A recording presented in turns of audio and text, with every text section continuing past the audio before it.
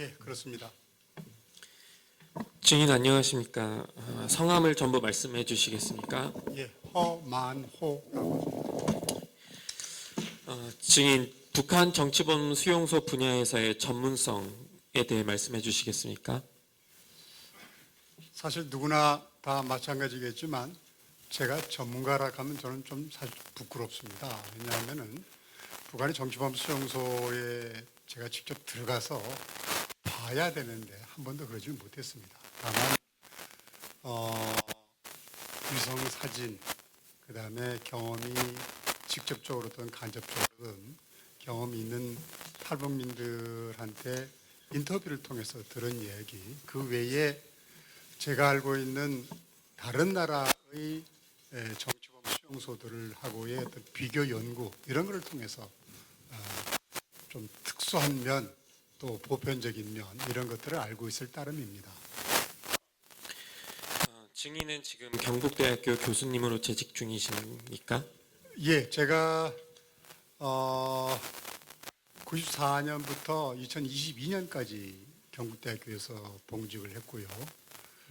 그 후로는 이제 2022년 8월에 퇴직을 해서 현재는 명예교수입니다.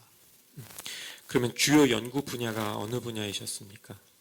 저는 크게 두 영역으로 나눠서 연구를 해오고 있는데, 하나는 제 원래 전공인 분쟁론, 폴리몰로지 분야로서 우리나라 해방 정국, 그 다음에 또 6.25 전쟁, 평화 체제 이런 분야에 대해서 제 전문 영역으로 생각하고 있고요. 또 다른 한 영역은 1996년 이후로 북한의 인권 문제에 대해서 연구를 하고 또 2003년부터 유엔 인권위원회에서 북한 인권 결의안이 상정되어서 통과가 되도록 로비 활동을 했었습니다. 그렇게 하고 그 외에도 유엔의 이러저러한 기관에 북한 인권 결의안이 상정이 되고 또 바람직한 방향으로 논의가 될 수 있도록 로비를 하러 제네바로 뉴욕으로 다녔었습니다.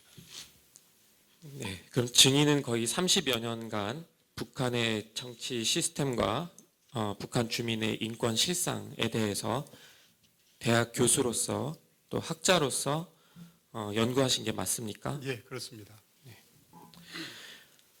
북한의 정치범 수용소 시스템에 대한 개요를 말씀해 주실 수 있습니까?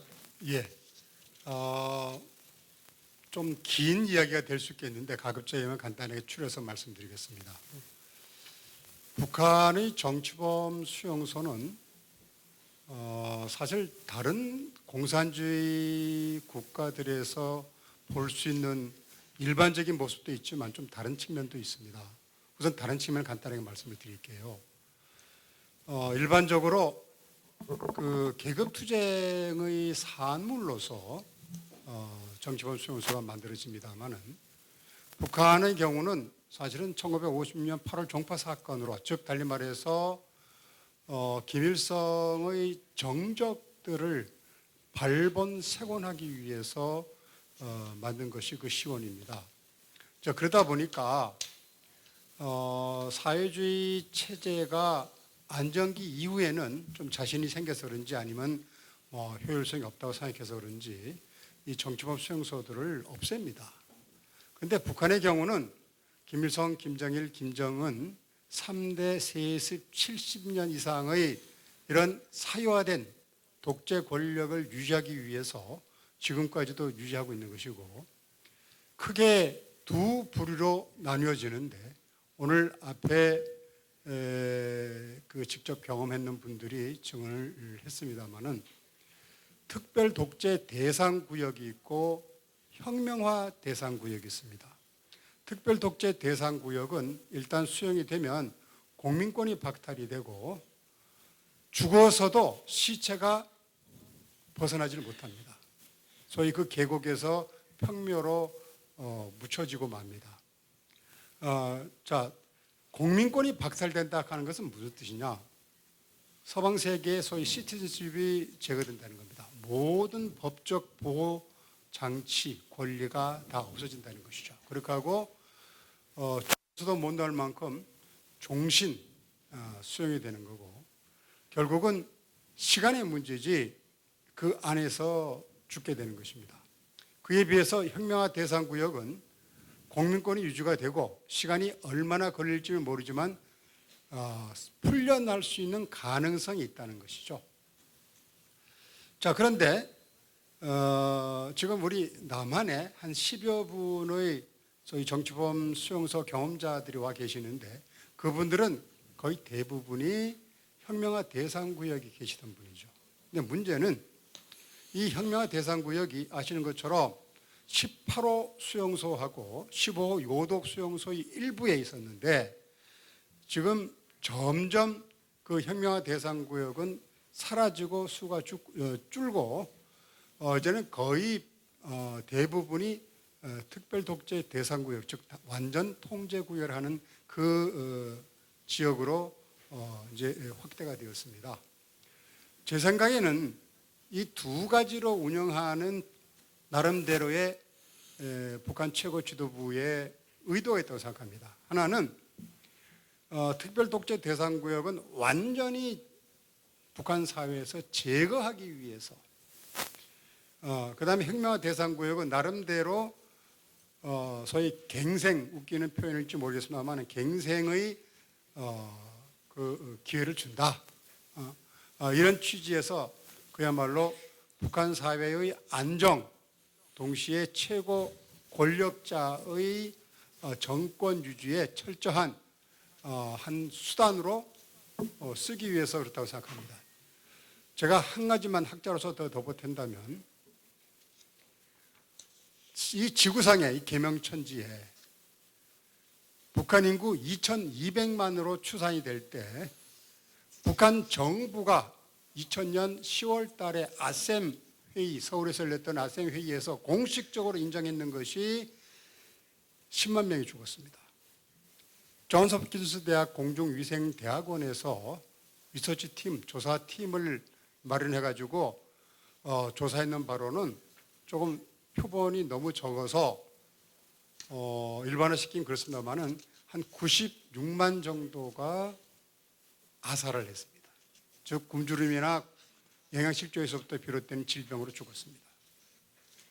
우리 불교 정토회에서 4차례에 걸쳐서 조사팀을 보내가지고 중국 동북 삼성에 나와 있던 1470여 명의 탈북민들을 상대로 해서 조사했는 바에 의하면 최소한 350만 명 이상이 아사 내지 영양실조로 죽었는 걸로 조사가 되었습니다. 자, 이런 상황에서 그 체제가 어떻게 유지가 됩니까? 이유가 있을 거 아닙니까? 저는 나름대로 노마티브 컨트롤과 피지컬 코오션, 즉 규범적인 통제와 물리적인 강압 그 두 가지로 유지가 된다고 생각합니다. 그 중에서 물리적인 강압은 북한 정치범 수용소 많을 때는 12개, 최고로 적게 줄었을 때 4개, 난 지금은 오늘 이야기 나온 건 다르게 5개가 있다고 생각합니다. 그런데 많을 때는 20만, 적을 때 한 5만까지도 적게 추산하는 사람이 있으면 오늘 10만 이상으로 이야기되고 있죠. 즉 북한 전체 주민들의 0.5% 내지 1%를 정치범 수용소에 가둬가지고 공포를 조성함으로써 나머지 99% 내지 99.5%의 일반 주민들이 순응하게 따르게 만들기 위한 장치라고 생각합니다. 예, 이상이 마치겠습니다. 예, 그러면 말씀해 주신 게 정치범 수용소는 크게 두 가지로 분류가 되는데 혁명화 대상구역과 특별 독재 대상구역, 즉 완전 통제구역 이렇게 있는데 추세적으로는 점점 완전 통제구역이 더 우세하고 많아지고 있다. 이렇게 이해하면 되겠습니까? 예, 그렇게 표현하기보다도 지금 거의 100% 가까이 완전 통제구역이 되고 있다는 겁니다. 예. 그러면 이 시스템은 지금 지속되어 온 기간이 아까 수십 년이라고 말씀해 주셨던 것 같은데 맞습니까? 조금 더 설명을 드려도 되겠습니까? 네. 사실 북한의 정치범 수용소가 만들어지고 운영되는 데는 일반적으로 소련의 굴라그를 일종의 뭐라 할까요? 그 준거점으로 레퍼런스 그룹으로 그렇게 이야기합니다만은 저는 북한의 정권 창출 과정에서 역사성에서 그 뿌리를 전 찾고 싶습니다. 즉 1945년 8월 24일 날 소련 원동 방명군이 평양을 점령하는데 그로부터 이틀 뒤에 소련 점령군이 바이나의 코멘다투라 즉 밀터리 코멘던트 오피스라는 그렇게 번역할 수 있는 소위 그 군사 정부를 만들었습니다. 이거를 만들어 가지고 북한의 친소 정권을 창출해 나가는데 그때 조금이라도 비협조적이거나 저항하는 사람들을 모두 잡아서 가두고 처형을 했습니다. 그래서 6.25 전쟁 때 미군들이 평양에 진주를 해서 확보했는 자료들에 의하면 이미 그 50년 9월 10월이라는 이 시점에 북한의 47개의 노동자 특별 그 형무소가 있었고 조금 전에 말씀드린 것처럼 비공식적으로 소련이 북한을 점령해서 비밀리에 소위 정치범 저 코테이션 달겠습니다만 아무튼 그 정치범들을 잡아다가 가두고 죽였던 그런 그 역사적인 경험이 65년도에 8월 종파 사건을 뒤처리하는 과정에서 66년도쯤에 정치범 수용소를 만들 때 토대가 되지 않았는가 생각합니다. 네.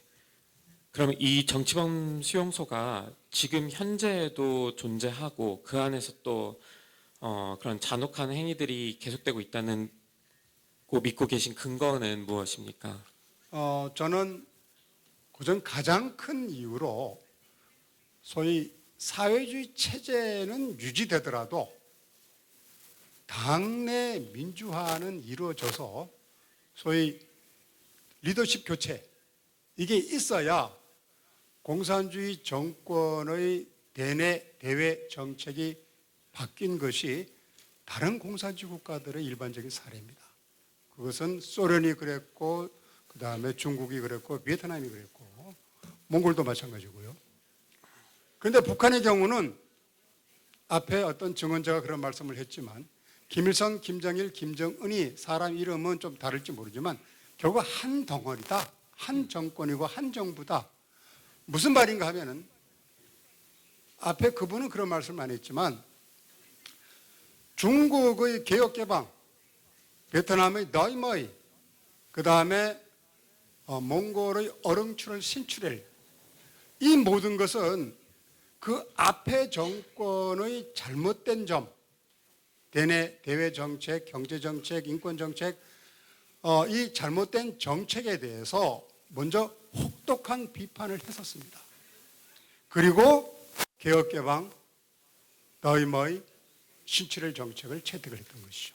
북한의 경우는 소위 부자 간에 두 차례에 걸쳐서 권력 상속은 있었을지언정 자기 아버지 그 다음에 또 그 바로 전 아버지의 정책에 대해서 비판한 적이 없습니다. 물론 혹시 잘못 이해를 하고 김정일이가 자기네 아버지 김일성의 사람들을 한 16,000명 정도 숙청했다 하는 그걸 두고 뭔가 이렇게 오해를 할 수 있는데 그거는 소위 자기 권력을 만들기 위해서 아버지 사람들을 제거했는 것이지 절대로 아버지의 정책에서 비판했던 것은 아닙니다.